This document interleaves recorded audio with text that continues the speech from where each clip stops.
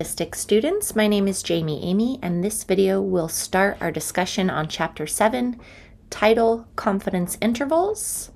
We'll use a capital C, capital I, short for confidence intervals, and starting with section 7.1, estimating a population proportion. The symbol p hat can be used to construct a confidence interval for the population proportion, lowercase p. Remember in section 6.3, we said that p hat is an unbiased estimator, and that is building up to this concept right here, where we can use p hat to construct a confidence interval for the actual population proportion, p. All right, what does a confidence interval look like? It can be written like this, p hat plus or minus capital E. Capital E is going to represent the margin of error. You can write it this way instead. This would be called interval notation. You open parentheses, find the value of p hat minus E, then put a comma, then find the value of p hat plus E, close parentheses. You could also write it as an inequality like this. P hat minus E would go first, then the less than, then P, then the less than, and the value of P hat plus E. So 3 different ways you can write a confidence interval. Let's talk about P hat. P hat is going to be our best point estimate. I like to call it the best guess sometimes. There are 2 formulas for P hat. One is x over n, and the other is taking the upper limit of your confidence interval, add it to the lower limit of your confidence interval, and then divide by 2. What is the upper and lower limit? This result right here, the p hat minus E. This right here is the lower limit. And this one right here is the upper limit. Let's talk about capital E. Capital E represents the margin of error. It will be given, or if it's not given to you, you can use this formula. Capital E equals, take the upper limit, subtract the lower limit, and divide that result by 2. Confidence intervals have to have what we call confidence levels, a level of confidence. Some common confidence levels, shorthand would be capital C, capital L for confidence level. The common ones are 90%, 95%, and 99%. 95% confidence is the default. Any study using a different confidence level should be stating that they are using a different confidence level other than 95% to the reader. Let's look at an example. 250 randomly selected people were asked if they rented or owned their home. 99 said that they owned, 135 said that they rented. A wants us to find the best point estimate. That means p hat. I call it the best guess sometimes. They want us to find p hat for the proportion of homeowners. We have 2 formulas for p hat. The one that would help us would be the x over n. The other one is the, we would need the upper and lower limits. So we're going to use this formula. X in this case is the number that said that they owned the home, so 99. And N is the sample size, 250. If you're asked to approximate, you could go with 0.396. B, construct a 95% confidence interval for the population proportion P of homeowners. Use a margin of error of 0.061. All right, to construct this, we need to find a lower limit, this right here. This will be our lower limit, and we find that by doing p hat, and we subtract out the margin of error. And for our upper limit right here, upper limit, we find that by doing the same p hat, but this time adding, and that same margin of error. Lower limit would be 0.335. Upper limit would be 0.957. And we would read this right here. Ready? We would read it like this. We are 95% confident that the population proportion is between 0.335 and 0.457. C wants us to find the best point estimate again, but they want us to do it this time using the confidence interval limits. So that is the other formula for p hat. So we're going to take the upper limit, add it to the lower limit, and divide that result by 2. And that gives us the same p hat, 0.396. We've just seen now that you can use this formula if that's what you're given, x and n, or you can use this formula if you have the confidence interval limits. D wants us to find the margin of error using the confidence interval limits. So they gave it to us. The margin of error is right here, but they just want us to practice with the formula. So the margin of error can be found by taking the upper limit, subtracting the lower limit, and dividing that result by 2. And you can see the 0.061 through calculation rather than just given to us. Okay, for this chapter we're going to use a StatCrunch program called Proportion Stats. When we get to proportion stats, we're going to select one sample, and we're going to go with summary, and we're going to need to tell the program the number of successes. So for the last one, I believe that was 99 homeowners. The number of observations, so for the last one it was 250 sampled. And then we're going to select or tell the program, please make us a confidence interval for P.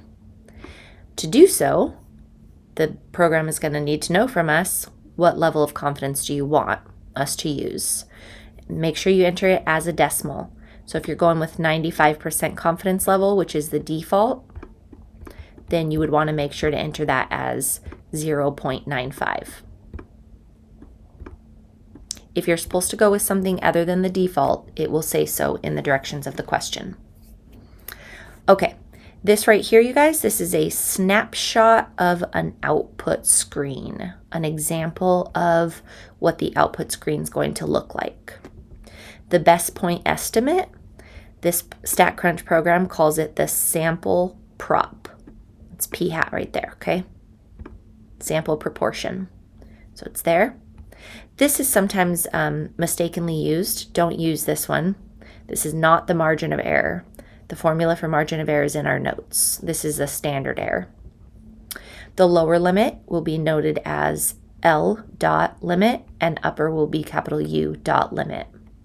From this information, we can find p hat using those limits. We can find the margin of error using those limits. So those two formulas are written for us again right here. Okay, so let's try a very similar example, but let's use the program this time. N is equal to 171, X is 174. First request is a 95% confidence interval for the population proportion, round to 3 decimals. Okay, so we're going to open StatCrunch. Once we're in StatCrunch, we're going to find that program, stat proportion stats, one sample with summary.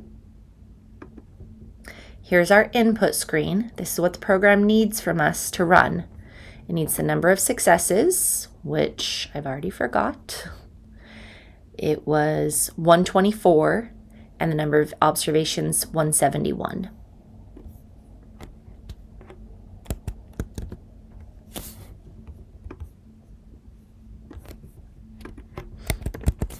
Okay.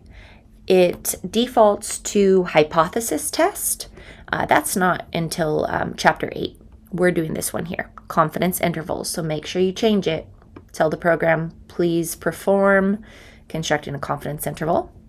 Default is right there, 0.95, and the question didn't say to change it, so we're going to leave it. The only other thing we have to do is hit compute. I'm going to check out this optional graph though. I'm going to click that. Compute. All right, here is our output screen. Best point estimate, or the best guess, is sample proportion, 0.725. Lower limit, 0.65823. Upper limit, 0.792059, and so on. That optional graph thing, I just want to click on this arrow right here. This is nice. It shows us what a confidence interval looks like as a graph. It starts here at the lower limit.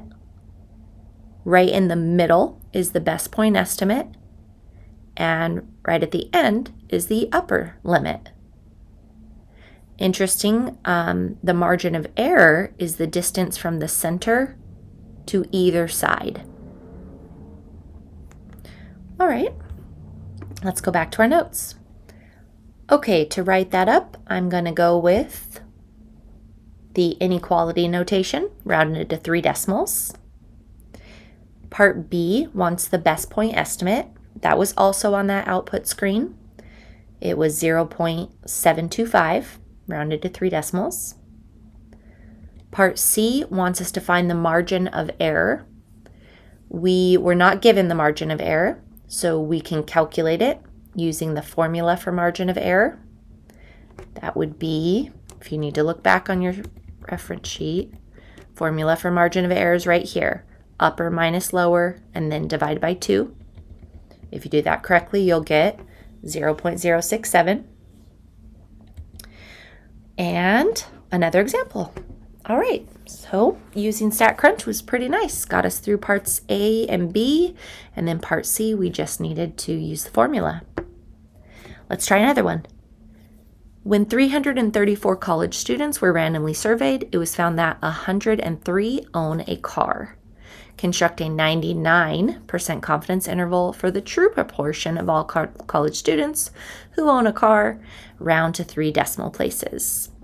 Okay, so this is going to be X, the 103, N is the 334, and our confidence level is 99%. Let's go back to StatCrunch. Once back in StatCrunch, you can go to Options and Edit, and just edit this way, or you can close it and go about it again for practice.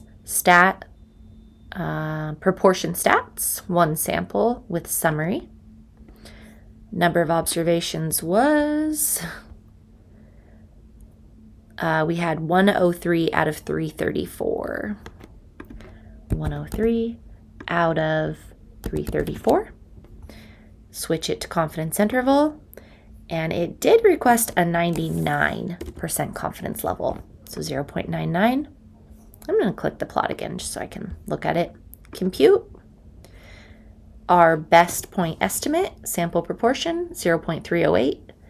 Lower limit, 0.243. And upper, 0.373.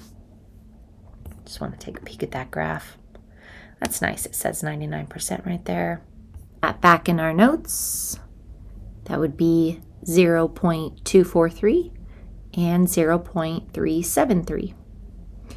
Part B wants us to interpret that interval, so we always start by saying we are, and then our confidence level. We are 99% confident that the true proportion of college students who own a car is between 24% and 34%.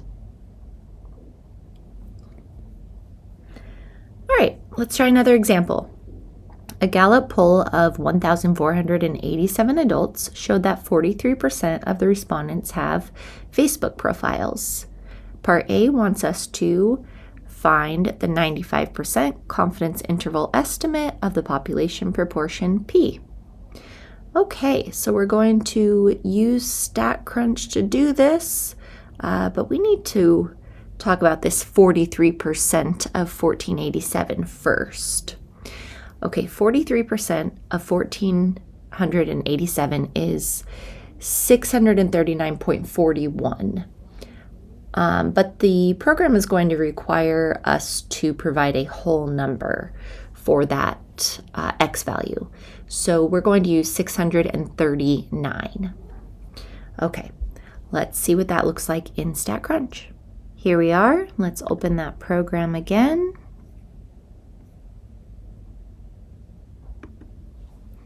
And that was 639.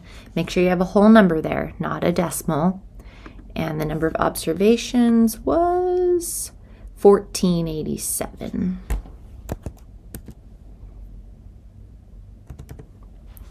We are doing a confidence interval, default confidence level, and compute. Here's our sample proportion, lower limit, and upper limit. Let's put those back into our notes. Writing that with 3 decimals of accuracy would be 0.45 is less than P is less than 0.455. Part B wants to know the best point estimate used in the confidence interval. You can look at your output screen from StatCrunch, or you can use the formula. If you do that correctly, you'll get to 0.430. And part C wants us to find the margin of error. For this one, we will need to use the formula because it was not given to us. So we will remember this formula, right? Where'd it go? Right here, guys. Upper minus lower, divide that result by 2. So if we do that correctly, upper limit minus lower limit divided by 2, we'll get 0.025 for our margin of error. Part D wants to know, can we conclude that fewer than 50% of adults have Facebook profiles? Write a brief statement that accurately describes the result. Well, looking at these numbers here, but then we're being asked about a percent, so I'm going to think of these as a percentage instead. This would be 40.5% to 45.5%. So we can say that with 95% confidence, it does appear that fewer than 50% of adults have a Facebook profile, and that is because our entire confidence interval is below 0.50. Let's suppose we want to collect sample data to estimate some population proportion. A minimum sample size based on the confidence level must be obtained. To find that minimum sample size, we're going to use one of 2 formulas. Our first 2 formulas for sample size are, if p hat is a known value, maybe from a past study or someone else's work, then we can use this formula here, which will be z sub alpha over 2. Square that value, multiply it by p hat times its complement q hat divided by the margin of error squared. If p hat, however, is not known, so you might get a statement something like, there are no past studies for you to use, then we need to use this formula. N equals z sub alpha over 2 squared times 0.25 divided by the margin of error squared. Note, z sub alpha over 2 is how we read this value here. And what the value that goes right there is, it's the value that separates the likely from the unlikely values. To find that z sub alpha over 2, we need to use the table below with the most frequently used z sub alpha over 2's or StatCrunch. Okay, so this table here lists the most frequently used confidence levels. Nice little graph here. The confidence level determines the width of the inside of this bell-shaped curve. Inside meaning underneath the curve and not going past these cutoffs right here, which are the values of z sub alpha over 2.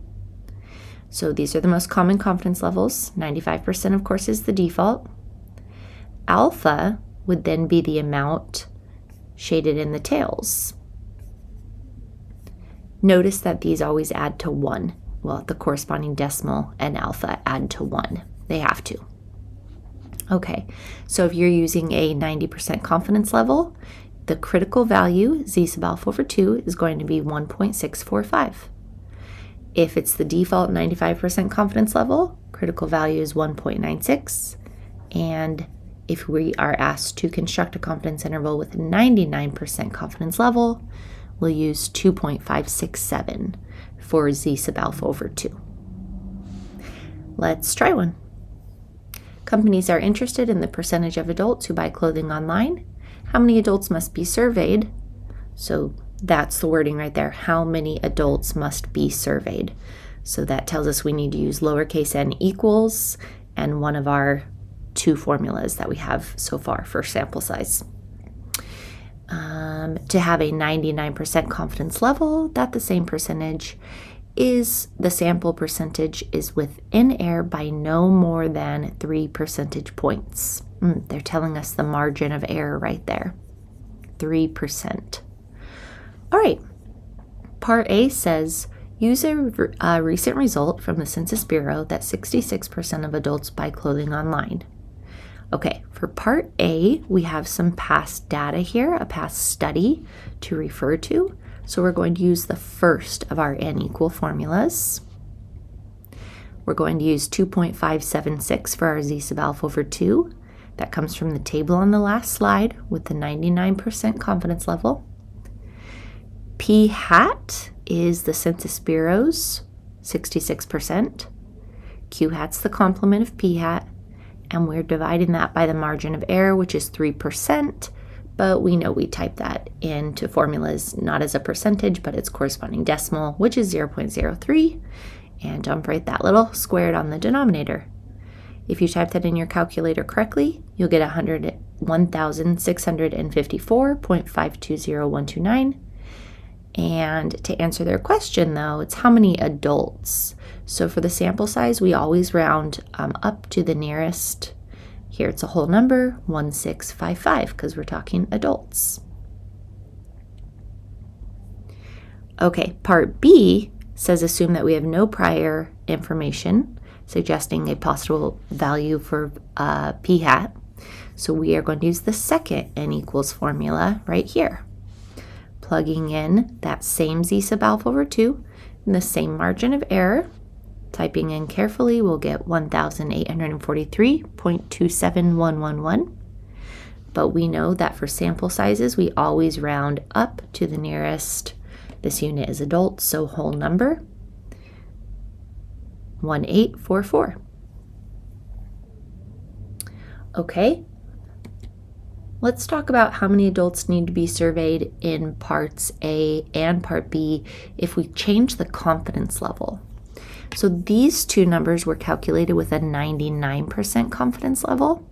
Let's calculate the sample size required for a 90% confidence level.